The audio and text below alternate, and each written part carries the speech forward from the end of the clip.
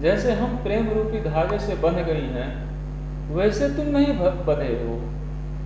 तो गोपियों का प्रेम कृष्ण जी से, और वह जो प्रेम है वह एक ऐसे धागे के समान है जो जिसको तोड़ना विरह को निमंत्रण देना था। तो इसलिए गोपियां कृष्ण जी से कह रहे, उद्धव से कह रहे हैं कि हे उद्धव, तुम तो बड़े भाग्यशाली हो, तुम तो प्रेम के धागे में बंधे ही नहीं, नाहिन मन अनुरागी, और न ही तुम्हारे मन में किसी के प्रति प्रेम ही है।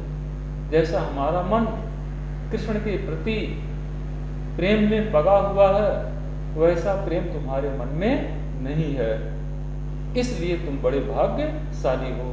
अगर तुम भी इसी प्रकार से प्रेम के धागे से बंधे होते, तो जैसे हम विरह में व्याकुल हैं, वैसे ही तुम भी विरह में व्याकुल होते, इसलिए तुम बड़े भाग्यशाली हो। अपरस रहत स्नेह दगाते, तुम स्नेह रूपी धागे से नहीं बंधे, दूर रहे।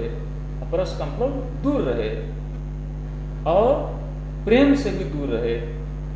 तुम प्रेम रूपी धागे से दूर रहे, और तुम्हारा जो मन है उस प्रेम में डूबा ही नहीं कभी, इसलिए तुम बड़े भाग्यशाली।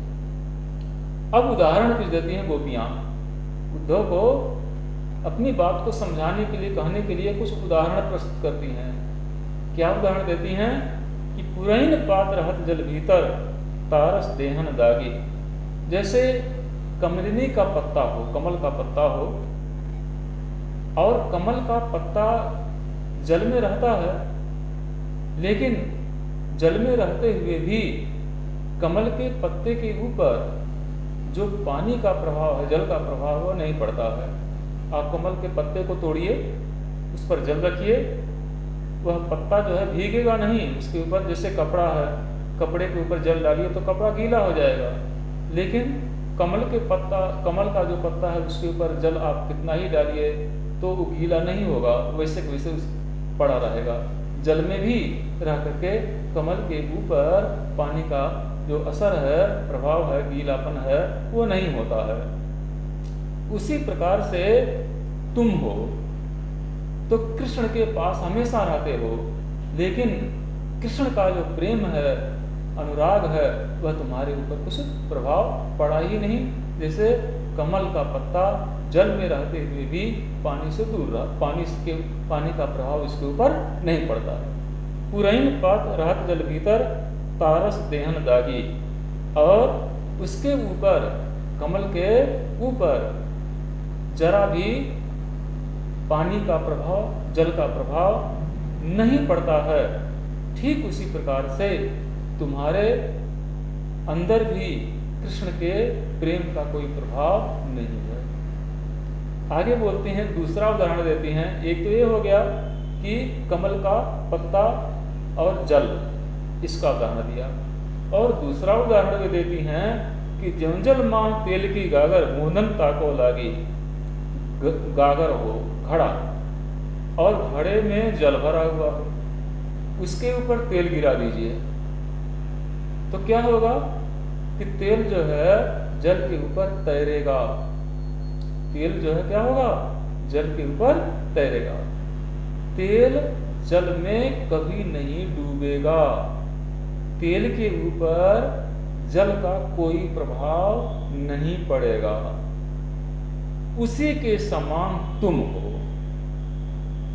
तो जैसे घड़े में जल के ऊपर पड़ी हुई बूंदों के ऊपर जल का प्रभाव नहीं पड़ता, उसी प्रकार से तुम्हारे ऊपर भी कृष्ण का प्रेम रूपी जो प्रभाव है, प्रेम का प्रभाव है, वह बिल्कुल भी नहीं पड़ा।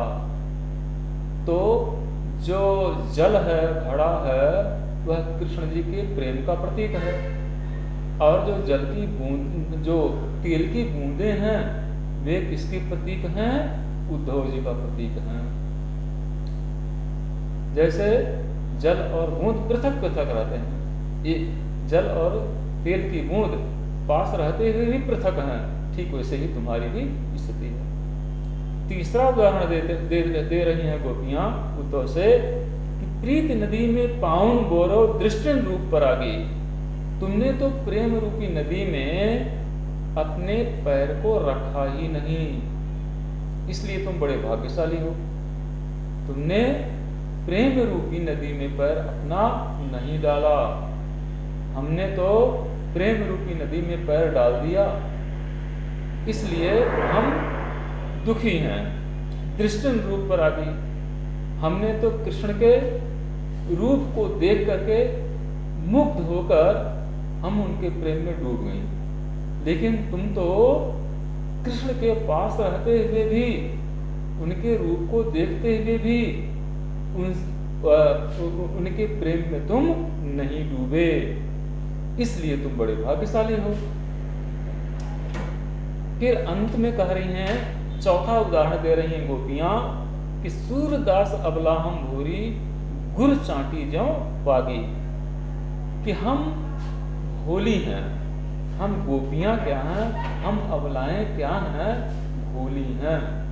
हम भोली इसलिए हैं कि कृष्ण के प्रेम में हम बंध गई हैं, और उस प्रेम में बंध करके हम उसमें से निकल नहीं पा रही हैं। कैसे नहीं निकल पा रही हैं?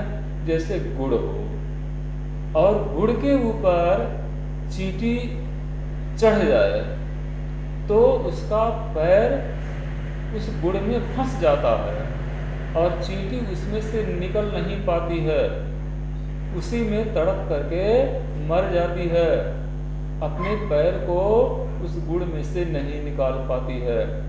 ठीक उसी प्रकार से हमारी भी यही स्थिति है। कृष्ण रूपी प्रेम में हमारे जो पैर, चींटी रूपी जो पैर है वो पड़ गया है, अब हम उसमें से निकल नहीं पा रही हैं। इसलिए तुम बड़े भाग्यशाली हो कि तुमने इस प्रेम रूपी नदी में पैर नहीं डाला, गुड़ के ऊपर ही तुमने अपना पैर नहीं रखा, इसलिए तुम बड़े भाग्यशाली हो। कमल के पत्ते के समान हो, गागर में पड़ी हुई तेल की बूंद के समान हो, और प्रेम रूपी धागे से तुम दूर रहे, प्रेम रूपी नदी में अपना पैर नहीं डाले, इसलिए हे उद्धव तुम तो बड़े भाग्यशाली हो। हम अबला हैं, हम नारियां हैं, स्त्रियां हैं, भोली हैं, हम तो चींटी के समान हैं। गुड़ पर के ऊपर पैर रखने वाली उस चींटी के समान हैं, जो पैर रखते ही उसमें चिपक जाए, उसमें से निकल न पाए, इसलिए हम तो अभागिन हैं, तुम बड़े भाग्यशाली हो। तो बच्चों, ये जो पद है कृष्ण के प्रति गोपियों के प्रेम को दर्शाया गया है, और 4 उदाहरण के माध्यम से गोपियों ने अपनी जो प्रेम भावना है उसको प्रकट किया है, और अपने मन के भावों को उद्धव को बता दिया है कि जाओ तुम कृष्ण जी से ऐसा कह देना। मेरे ख्याल से बच्चों ये पद आपके समझ में आ गया होगा। उद्धव तुम हो अति बड़ भागी, अपरस रहत स्नेह तगाते, नाहिन मन अनुरागी, पुरैन पात रहत जल भीतर, तारस देहन दागी, ज्यों जल माँ तेल की गागर, बूंदन ताको लागी, प्रीत नदी में पाउन बोरो, दृष्टन रूप परागी, सूरदास अबला हम घोरी, गुर चाटी ज्यों पागी। तो ये ब्रज भाषा के शब्द हैं बच्चों, और ये जो कुछ शब्द ऐसे हैं जो कि आपको समझ में यदि नहीं आए कोई शब्द तो आप हमसे पूछ लीजिएगा। दूसरा पद हम आपको बता रहे हैं बच्चों। गोपियाँ उद्धव से कह रही हैं कि हे उद्धव, हमने जो सोचा था वो नहीं हुआ, हमारे अंदर जो भावना थी वो हमारे अंदर ही रह गई। जो इच्छा थी वह इच्छा हमारी पूरी नहीं हुई। हमारी इच्छा क्या हुई? पूरी नहीं हुई। और मन की जो बात है वह हमारे मन के अंदर ही रह गई। तो इस पद के माध्यम से गोपियाँ उद्धव जी से कह रही हैं क्या?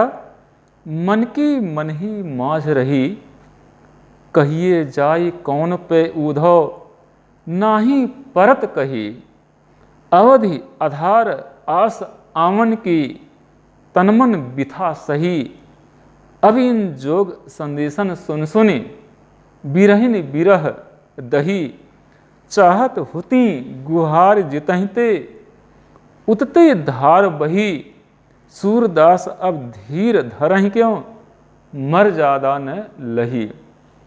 गोपियाँ कह रही हैं कि हे उद्धव, मन की मन ही माझ रही, मेरे मन की जो भावना थी वह मेरे मन के अंदर ही रह गई, वह पूरी नहीं हुई। हम चाहती कुछ थी लेकिन वह हमारी भावना हमारे अंदर ही अंदर रह करके सिमट गई। जा करके उद्धव जा करके कृष्ण जी से कह देना ये बात। क्या कह देना? कि गोपियों ने कहा है कि हमारे मन की बात मन के अंदर ही रह गई, ये बात जा करके कृष्ण जी से कह दीजिएगा। कहिए जाई कौन पे उद्धव, नाही परत कही। जो मन की भावना है उस भावना को हम हृदय के अंदर से निकाल करके तुमसे कैसे बताएं? हम कह नहीं पा रही हैं। जो हृदय में जो भावना उमड़ रही है उस भावना को हम कैसे तुमसे कहें? कह नहीं पा रही हैं, शब्दों में वह व्यक्त नहीं हो पा रहा है। ऐसा जा करके तुम कृष्ण जी से कह दीजिएगा। अवधि आधार आस आमन की, तनमन बिथा सही। जब कृष्ण जी मथुरा जा रहे थे तब गोपियों से कहा था कि हम 1 महीने के भीतर भीतर आ जाएंगे। एक निश्चित समय दिया था कि हम 1 महीने के अंदर आ जाएंगे, आप लोग निश्चिंत रूप से रहिएगा। गोपियों ने क्या किया? 1 महीने की अवधि बिता दी, कृष्ण जी आए ही नहीं। तो वही बात याद दिला रही हैं उद्धव से कि अवधि आधार आसामन की, जो समय दिया था कि इतने समय में हम आ जाएंगे वह समय भी अब तो बीत गया। तनमन बिथा सही, और उतने समय तक मन में व्यथा को सही, हम लोग अपने हृदय में वह कष्ट सहे जितने समय में आने के लिए बोले थे कि हम आ जाएंगे। उस समय को, उस अवधि को हम अपने मन में विचार करती रहें कि इतने समय के बाद तो कृष्ण जी आ जाएंगे, लेकिन जब नहीं आए तो मन में बेचैनी सी रही। उतने दिन तक हम व्यथा को सह सह करके रहीं, फिर भी नहीं आए तो वह विरह व्यथा हमारी और बढ़ रही है। इसलिए उद्धव जा करके ये बात कृष्ण जी से कह दीजिएगा। अभिन जोग संदेशन संसुन विरहनि विरह दही। गोपियाँ कह रही हैं, हे उद्धव, अब तो तुम्हारी बात सुन करके जो विरह वेदना है, कष्ट है हृदय के अंदर, वो तो और बढ़ रहा है। क्योंकि उद्धव जी ने आ करके गोपियों को क्या संदेश दिया? योग का संदेश दिया। उद्धव ने कहा कि गोपियों से कहा कि आप लोग योग साधना कीजिए, ईश्वर की प्राप्ति के लिए योग मार्ग पर चलिए। जब योग मार्ग की बात गोपियों ने सुनी तो उनका जो दुख है, विरह है, और बढ़ गया। तो वही बात उद्धव जी से कर रहे हैं गोपियाँ कि अब इन योग संदेशन सुन सुन बिरहिन विरह बही दही। तुम्हारी योग की बातें सुन करके जो हमारे अंदर विरह वेदना है वह हमें और जला रहा है, क्योंकि उनको योग की बातें अच्छी नहीं लगीं। योग की बात उद्धव जी के मुख से सुन करके उनकी विरह वेदना उनको और दग्ध करने लगी, जलने लगी, और बिल्कुल अच्छा उनको योग का संदेश उद्धव जी के मुख से उनको बिल्कुल अच्छा लगा ही नहीं। चाहत होती गुहार जिताते उत्ते धार बही। वे कह रही हैं कि जिस ओर मुंह करके हम कृष्ण जी को बुला रही थी, गुहार कर रही थी, आवाज लगा रही थी, उसी ओर से उल्टी धार बह रही है। उल्टी धार क्या बह रही है कि हम तो कृष्ण जी के विरह में प्रेम की धारा बहा रही थी, उनको पुकार रही थी, और अब क्या हुआ, उल्टी चीज हो गई। हम तो प्रेम की धारा बहा रही थी और उधर से क्या आ रहा है, उल्टी धारा बह रही है। उल्टी धारा किसकी? योग की। हम तो प्रेम की धारा बहा रही हैं और उधर योग की उल्टी धारा बहती हुई चली आ रही है। एक तरफ प्रेम की धार और दूसरी ओर से योग की धार बह रही है। तो ये कैसे संभव होगा? हम तो उसी ओर अपना मुख करके प्रेम की धारा बहा रही थी, लेकिन अब उस ओर से तो योग की उल्टी धारा बही हुई चली आ रही है। आगे, सूरदास अब धीर धरहि क्यों, मर ज्यादा न लही। गोपियाँ कह रही हैं कि हे उद्धव, अब हम बताओ कैसे धैर्य धारण करें, अब हम धैर्य कैसे धारण करें।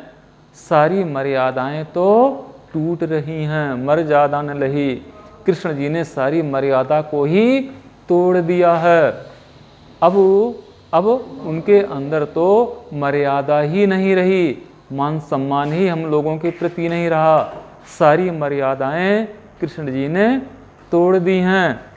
इसलिए बताओ अब मैं कैसे धैर्य धारण करूं, हम सब कैसे धीरज धारण करें। अब जा करके कृष्ण जी से ये मेरे मन की भावों को आप बता दीजिएगा। तो बच्चों, ये पद आपके समझ में आ गया होगा। एक बार फिर आप देख लो। मन की मन ही माझ रही, कहिए जाए कौन पे उद्धव, नाही परत कही। अवधि आधार आस आमन की, तनमन बिथा सही। अविन जोग संदेशन सुन सुन, बिरहिन बिरह दही। चाहत हुती गुहार जितहिते, उत्तर धार बही। सूरदास अब धीर धरहि क्यों, मर ज्यादा न लही। तो बच्चों, इसको आप दोहरा लीजिएगा और कल हम 2 पद आपको दूसरा पढ़ाएंगे। धन्यवाद।